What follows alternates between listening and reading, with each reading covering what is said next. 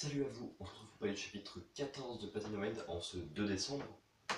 J'ai trouvé ce chapitre fantastique, j'adore Platinum End et wow, j'adore Platinum End. Alors il se concentre entièrement sur le nouveau personnage qui avait été introduit dans le chapitre précédent.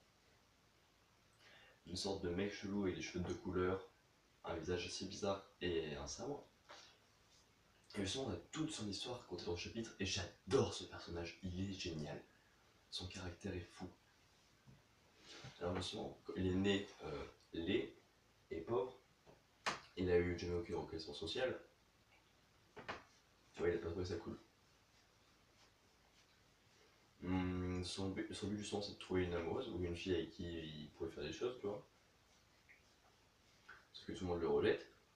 Ensuite il retrouve sa mère morte, il veut se tuer sauf qu'il a son ange trop stylé, d'ailleurs, qui s'appelle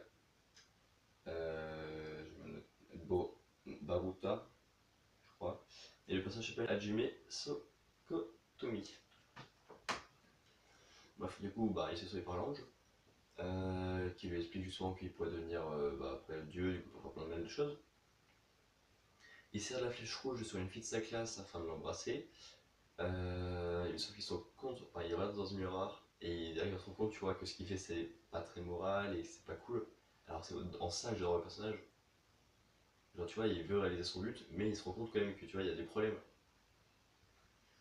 Du coup, après il va utiliser la flèche rouge pour faire la chirurgie esthétique pour être plus beau, c'est pour ça qu'il a le visage bizarre maintenant. Il essaie aussi de récupérer un peu d'argent grâce à cette flèche. Ensuite, qu'est-ce qu'il fait ensuite?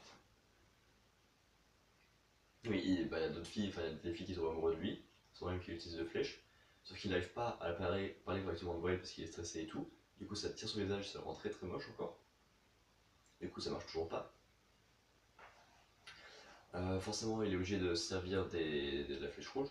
Et en parallèle de son histoire à lui, qui est pas forcément folichonne, il suit Maître Polyman. Et il le voit justement comme un héros. Du coup, c'est intéressant, tu vois.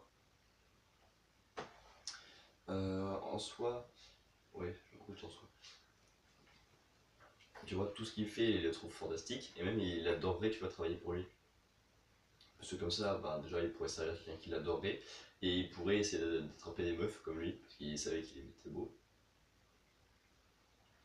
Voilà. Justement, grâce à son ange, qui est de rang 1, pour après, dont le pouvoir, dont la spécificité est de faire des suspicions, il arrive à trouver qui est Maître Polyman. Et aussi grâce à la madame qui lui fait de la chirurgie esthétique, parce que c'est celle qui s'est occupée de la petite sœur de Maître Polyman, afin de la préserver. Du coup, il utilise une flèche rouge sur quelqu'un pour prévenir Maître Polyman, tu vois, qu'il le cherche. Maître Polyman, du coup, la comment ça, il essaie d'utiliser une flèche rouge sur madame, il se rend compte que du coup, il est contrôlé, du coup, la tue, avec une flèche blanche.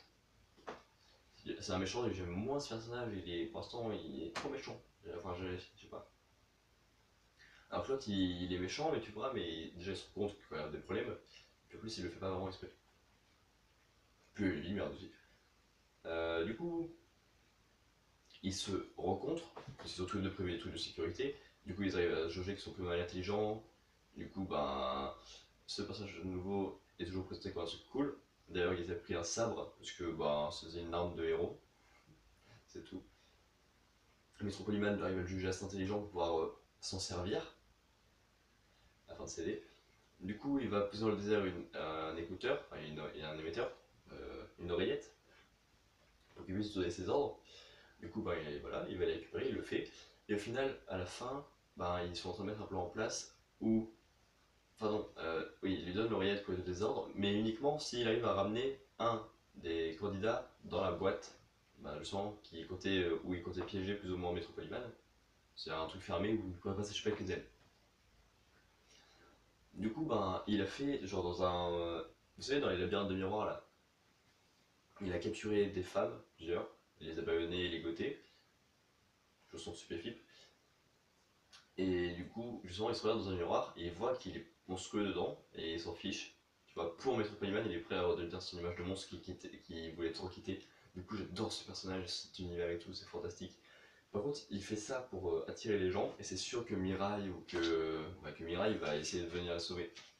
Alors du coup, putain, ce chapitre était fou, il annonce du lourd pour la suite. Oh là là, je peux plus. Bon allez,